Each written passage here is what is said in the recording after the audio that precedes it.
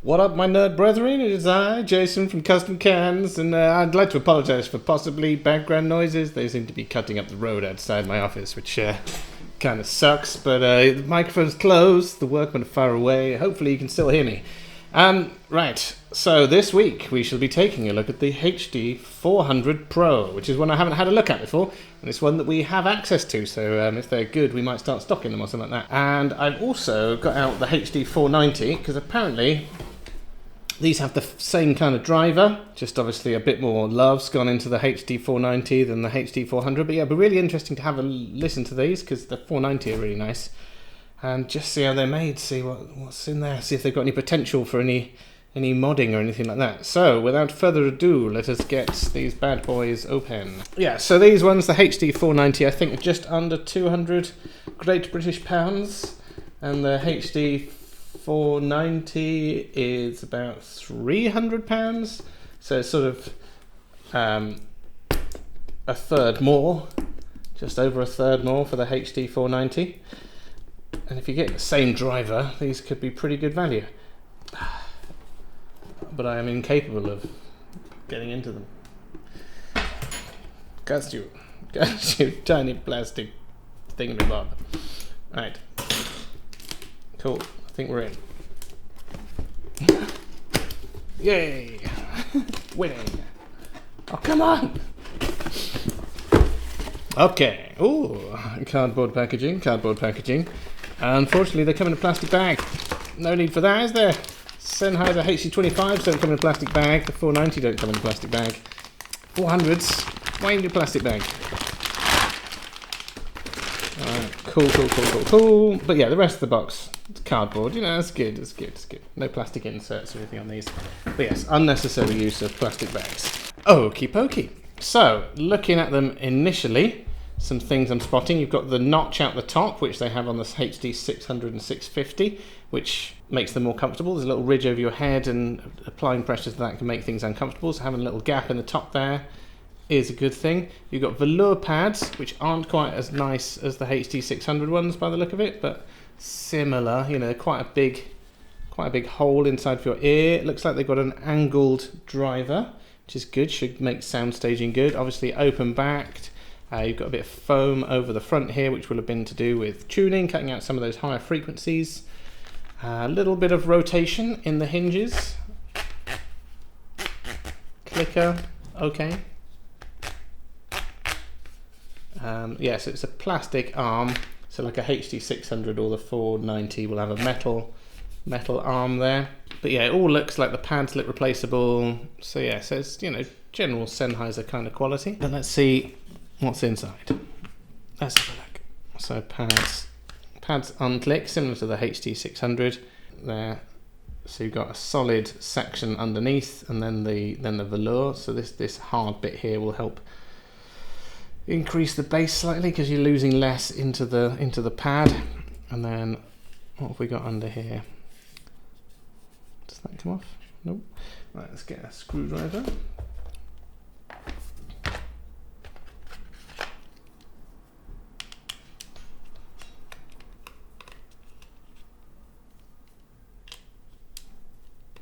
So 3 screws holding it in. Ooh, the bare minimum.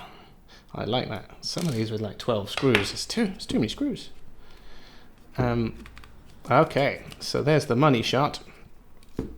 Oh, this is interesting. Yeah, so inside you've got the mesh, but I don't know if you can see, there's little blobs of glue all around, which is really interesting. Like it's, you know, it's going to damp the inside. We've done exactly the same thing on the DT1990s when we were modding those. We put little dots of glue inside that would damp the inside and also kind of break up any reflections that were bouncing around. I wasn't sure whether it did anything, but it's really interesting seeing a company like Sennheiser have done the same thing. So maybe there is something in it. You know, it was all just theory. We didn't really test it, but it was quite interesting. So here's the actual driver, and again it's glued in with Sennheiser's latest shmoo that they put on the HD25 drivers, which breaks them. I hate this shmoo. But yeah, they haven't done the same on this. They haven't put it where it's going to pull off wires, which is good. Oh, they have, yeah. yeah, if you try and remove this driver, it will pull off the voice coil wires and break it. So yeah, nice one, Sennheiser. What are you playing at? Also got some of the same glue over the back here, and there's a little port adapter in the back. So if I have a look here, so you can see in the magnet they've put a little plastic adapter in the back here with the smoothed off surface to help smooth out the airflow, like we do on the HD600, where you put arm weight in the back and it smooths out the airflow. And then again, you've got a little bit of this glue around the outside, and it's quite a squidgy glue, so again, it's going to damp any ringing or anything that you might get from that. Yeah, so it's got pluses and minuses. So here on the back, you can see you've got paper on the inside, some kind of fibrous material. It's probably not paper, but it's some kind of fibrous material. And then there you've got a foam over the top. So again, this will have been to do with tuning. It's quite interesting where they've conformed the thing here, you know, made the foam conform to this little lump that's in there. It's quite an interesting manufacturing process. I suspect they cover it all in glue and then press it into place so that it forms that shape, maybe. But yeah, inside, yeah, some interesting things inside. Didn't expect to see those glue dots there. You've got the socket in there, which is on this separate little board, and then it's nicely supported. So you've got two screws holding the board in. You've got two more screws holding a support in to stop you from being able to yank the socket out, and you've got a locking jack, so it rotates in there. It's a bit annoying because we can't make balance cables for these because that connector is so thin. You've seen the thickness of our cables. There's just no way that you can reliably make a cable that's going to... We have made cables for them, but I was never quite sure about them. Yeah, it's difficult to get our fat wire to get in there without possibly causing issues in the future. So yes, so that's inside. The hinge, again, it's held in with two screws. Yeah, it's all pretty solidly built. You know, you haven't got a lot of articulation on the ear cut, but probably enough. We've had a look inside. Let's get them on the rig. We'll measure them. We'll measure on the same rig. We'll measure the HD490 and see what we're looking at. So let's get that back. How's that go? Goes in like that. Yeah, you can see the angle of the driver there. So angling the driver often gives you slightly better sound staging if you angle it towards your ear. I suppose because obviously your ears are designed to capture sounds coming towards you rather than straight in the sides. Let's go. 3 screws! A revelation! The fewest number of screws on any headphone that I've seen to get the baffle off. That's screwed. Obviously some of them aren't screwed. But yes, ones with screws. 4 is normally a minimum. 3? My gosh. We're in uncharted territory here. Pop that badger on. Okay, so cable, you've got a straight bit here, and a curly bit, which I kind of like because the bit across your body, you don't want the curly thing slapping against you because they're quite heavy. Whereas that, you know, it's going to make it a little bit more comfortable having the straight bit at the top and then the curly bit at the end. That's pretty cool, pretty cool.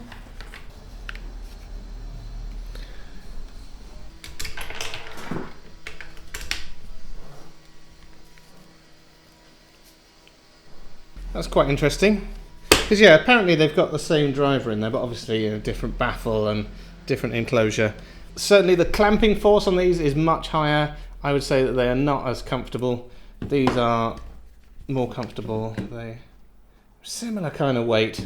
Yeah, similar kind of weight. This has got the mini XLR. The HD490's got the mini XLR, so a nicer connection. Also, we can make cables for them, which is good. You can run them balanced or single-ended. These ones you can run balanced if you get the right cable. It's just not something that we sell. But yeah, these do definitely feel a bit like, they feel cheaper. These have just got a nice feel to them, and they're more, yeah, the ear pads are a bit nicer. They feel more comfortable. I think these do sound better. Yeah, they do sound better. I think there's more detail and stuff in the HD490. So yeah, so I was wondering if this is like, it's just as good. They just don't look as sexy.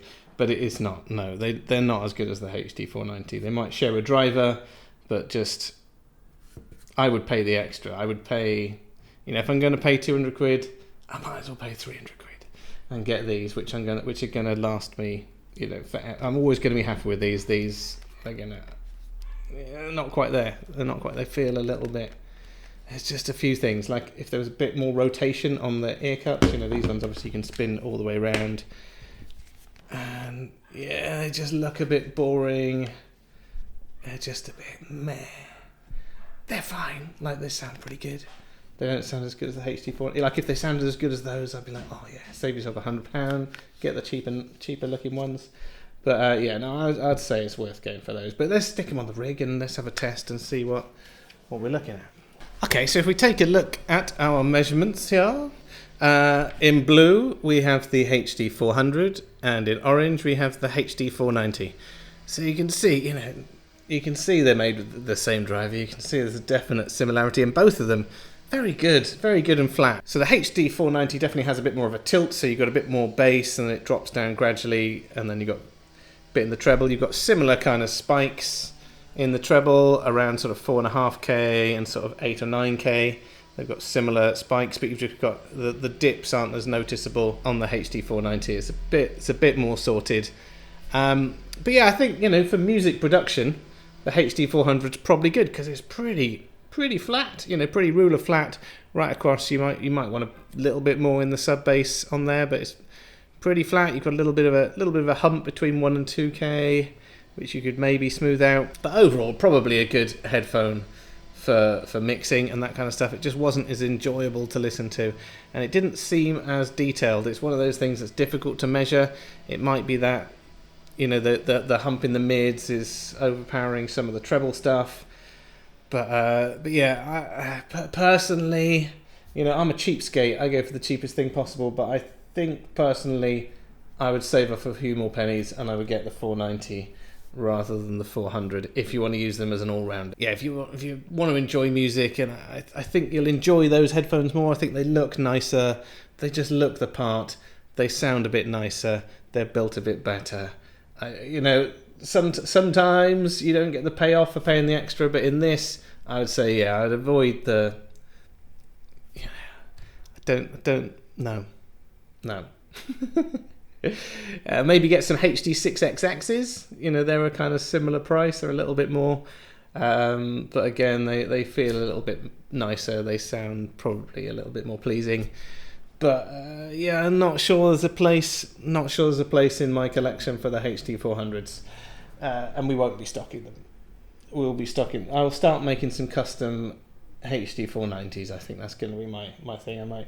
We might do custom painted ones so you can get them in custom colours and stuff, because they're a nice headphone.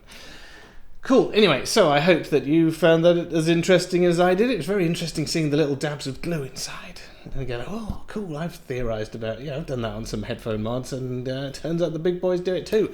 So, yeah, that was interesting. But overall, they're a bit, they're fine. But for 200 quid, you want fine. I'd rather go 300 quid and get something really nice. Or 100 quid and get something that's fine. Like 100 quid, maybe the HD400 SE, it's probably a more interesting to listen to headphone and costs half as much. But yeah. So anyway, I'm not very down on headphones, am I? But for some reason, I was just deeply unimpressed with the HD400. It just didn't do it for me. It must be a feel thing. Like the pads didn't look that nice. It didn't feel that nice, and I think that all affects your judgment a little bit. So anyway, yes, it's been lovely hanging out. It'd be great if you haven't already subscribed, if you could subscribe, because that all really helps. Yeah, it's getting to the point now. I think we've got 15,000 subscribers. It's getting to the point where I'm actually getting contacted by some headphone manufacturers, and they're offering to send us some stuff, which is good because it saves me having to buy things, which is cool. Cool. Anyway, yes, it's been lovely hanging out, as I said, and I'll see you guys again.